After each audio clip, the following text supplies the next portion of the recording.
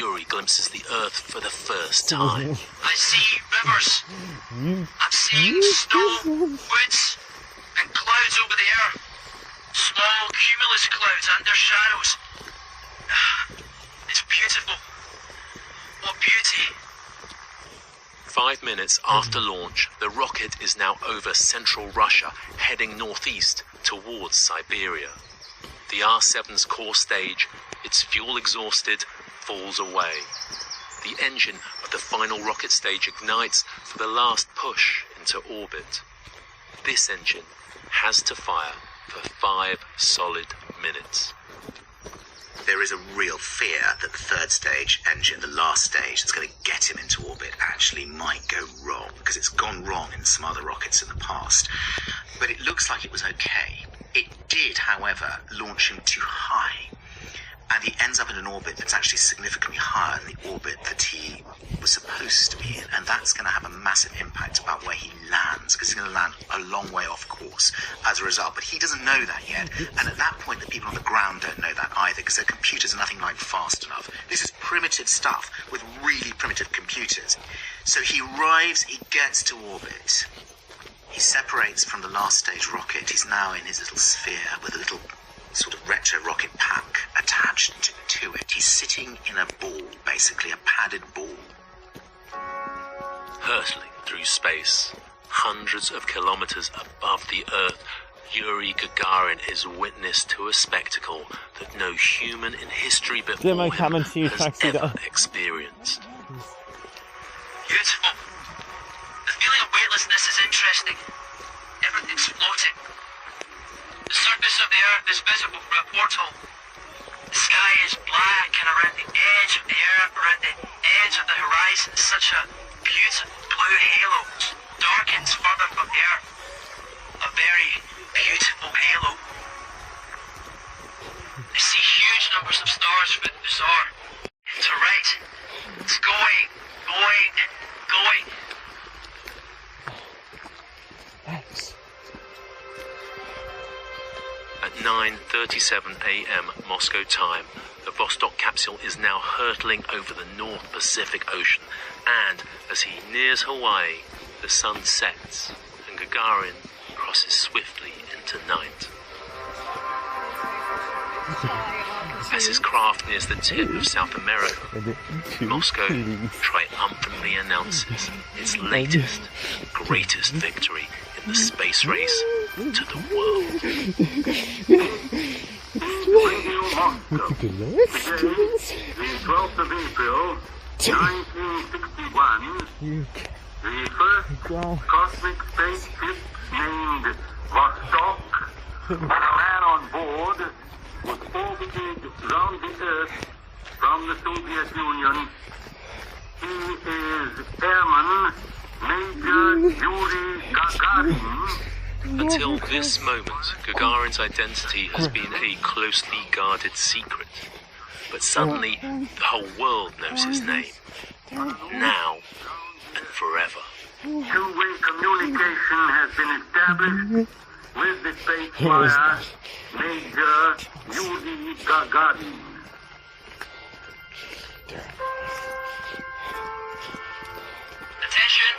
Attention!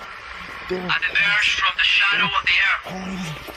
1 minute it's black, and suddenly the rim of the Earth is not black, and it's brilliantly gold, as if it's on fire.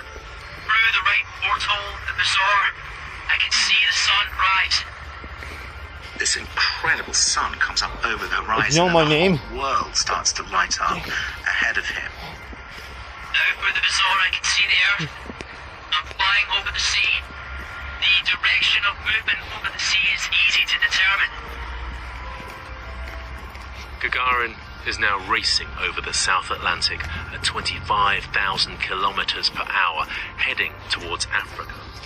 The final critical act is approaching. The firing of the retro rocket to break Vostok's velocity and begin its descent to the Earth's surface.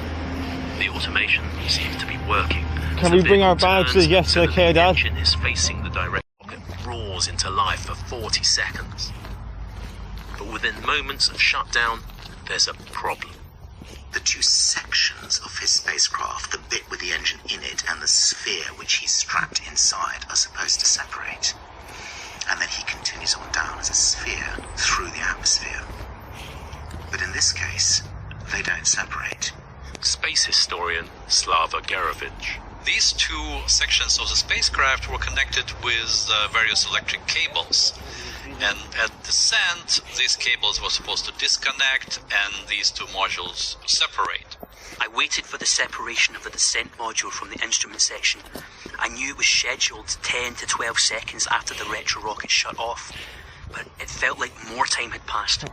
About 2 minutes had passed, but still no separation. I decided something was wrong. A leash of cables linking the two modules has failed to disconnect. It's a design flaw, and one that now threatens the mission. What happened is that some of the cables did disconnect, but the signal for disconnecting the other cables went through the cables that already disconnected. Therefore, the signal didn't go through and some cables did not disconnect. The two parts of the spacecraft were descending while still connected through that cable. And he crosses half of Africa, most of the Mediterranean, and part of Turkey, still attached and tumbling down towards the upper edge of the atmosphere. Gagarin is now in mortal danger. The instrument module, still tethered, is dragging Gagarin's capsule out of position. It's upside down, with its heat shield facing in the wrong direction, away from the direction of travel. If this continues, if the module doesn't separate, Vostok 1 and Gagarin will be incinerated. But luckily, the first thing that burned down was the cables that connected the two parts of the spacecraft. Therefore, they disconnected. Gagarin's part turned over, and Gagarin was able to descend normally and survive the descent. It's not over, even now. Gagarin's capsule is not designed for a soft landing. At least Parachuting to the ground with him at the end of it, and you'd have the Vostok sphere also going down to the ground. So at around 20,000 feet, he ejects, and suddenly he's sitting in his ejector seat, and he's looking down, he's way off course, and he suddenly realizes that he's actually parachuting down over the place where he'd learnt to do foundry work as a student in Saratov on the Volga River. I mean, is that true? 100%. Honestly, you can't write that, right? People think, oh my God, the guy must have made it all up. I mean, this can't have happened like that. It is how it happened. He of all the places in Russia to end up, he literally... The first hero of the space age, receiving a hero's welcome today. Yuri Gagarin, the first man ever to circle the Earth in orbit, reports to his chief, Nikita S. Khrushchev, Prime Minister of the Soviet Union. Soviet national anthem played for the 27-year-old hero from space. He greets his wife and his mother in a peasant shawl, a babushka, grandmother it's called there. Other close members of his say that he was tired of seeing the United States second to Russia in the space field. I suppose he speaks for a lot of others. What is the prospect that we will catch up with Russia and perhaps surpass Russia in this field? However tired anybody may be, and no one is more tired than I am, it is a fact that it's going to take some time.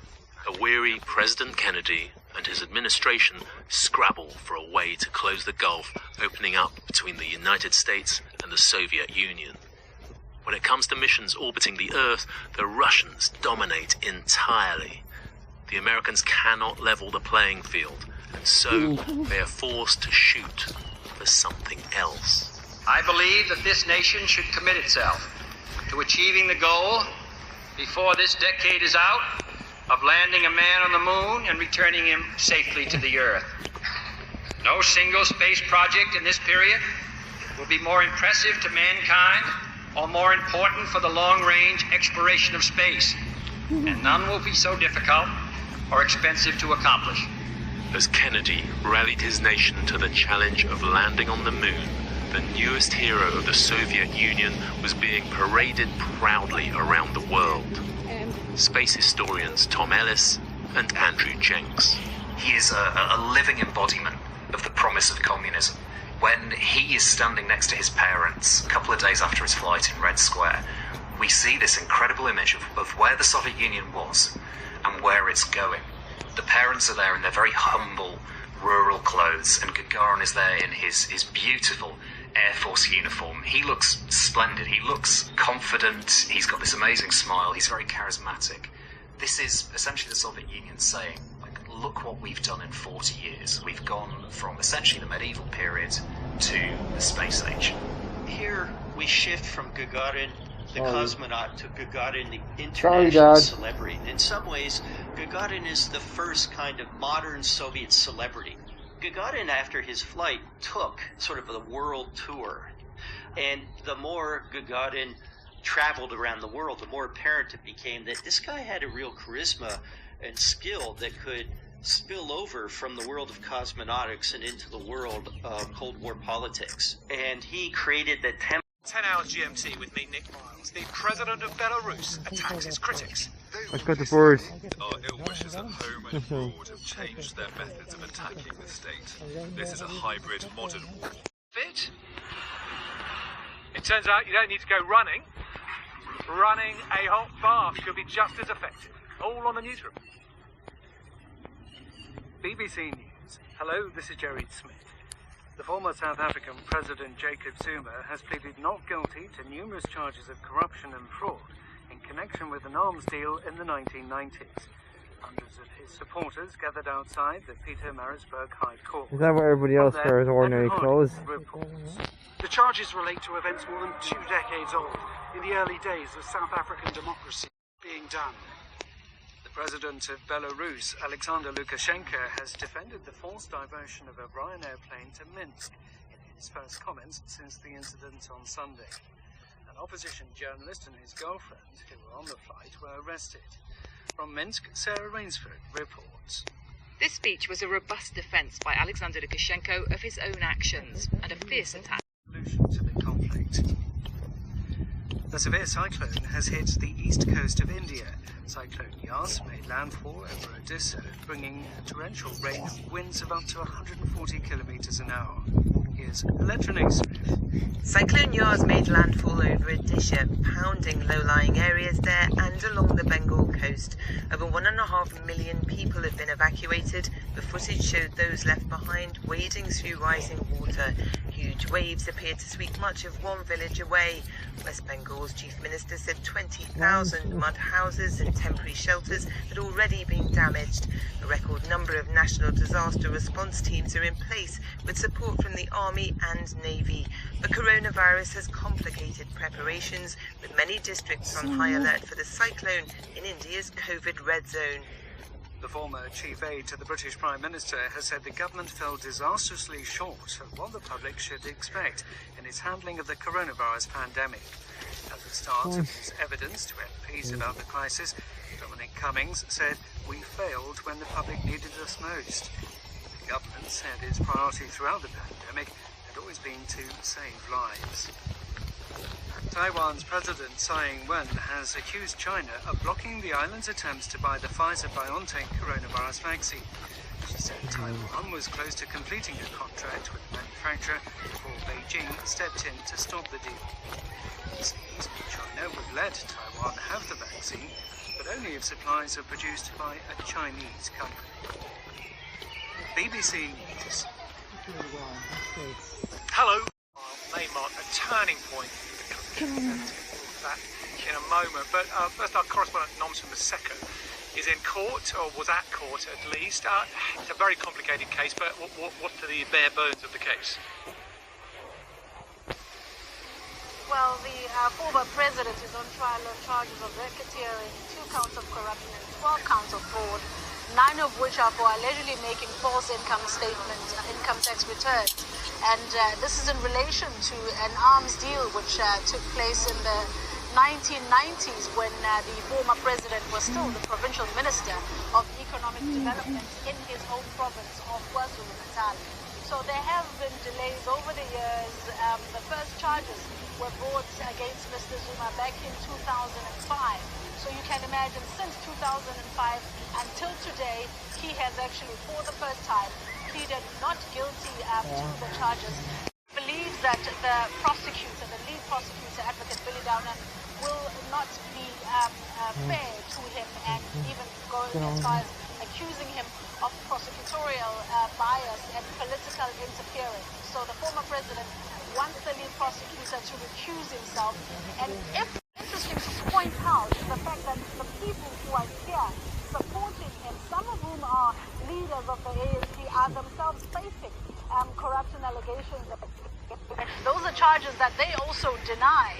But this is important because it also shows that there are factions and divisions within the ANC, and whether or not Jacob Zuma actually is convicted will have a turning point and in terms of how South Africa and its politics actually play out. Thanks, Nomsa. Nomsa Maseko. When a Ryanair plane flying to Vilnius was forced to divert to Minsk on Sunday, and an opposition journalist and his had no mind to change his clothes in turn. International outrage. Well, now the president of Belarus, Alexander Lukashenko, has responded to his critics by going on the attack. Well, ordinary clothes on a birthday would do fine. Under Israeli law, they cannot get them back. History, they fear, is about to repeat itself. Very hard. We think that the very happy period that we lived in this house is going to end. We feel that we'll be refugees for the second time. There's a sign here that says, "Welcome to the steadfast neighborhood of Sheikh Jarrah." This is the street at the center of this whole dispute.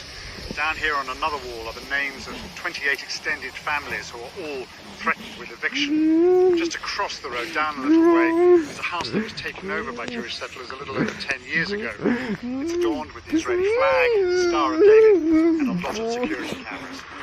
There are police barriers at each end of the street. Jewish settlers move about freely, but if you're Palestinian and you don't live here, you can't get in. We're a country of law and order.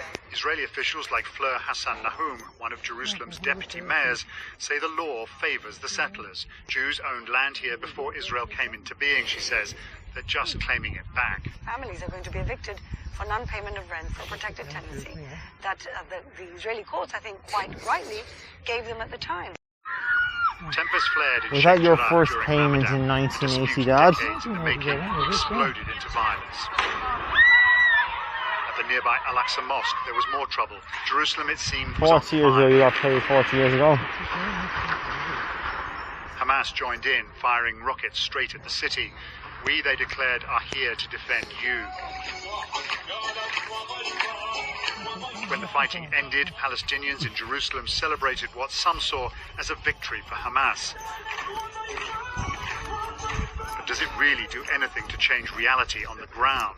Daniel Seidman is an Israeli lawyer. He's been charting Jewish settlement in Palestinian areas of Jerusalem I have a for young 30 face like your years. brother Mark, don't I? There is a concerted effort to displace the Palestinians who live there and to replace them with biblically motivated settlers. It is not an accident that the Temple Mount and Sheikh Jarrah were the triggers of this convulsive violence. Back in their garden, Adel and Samira are threatened with eviction on August the 1st, a couple of months in which to win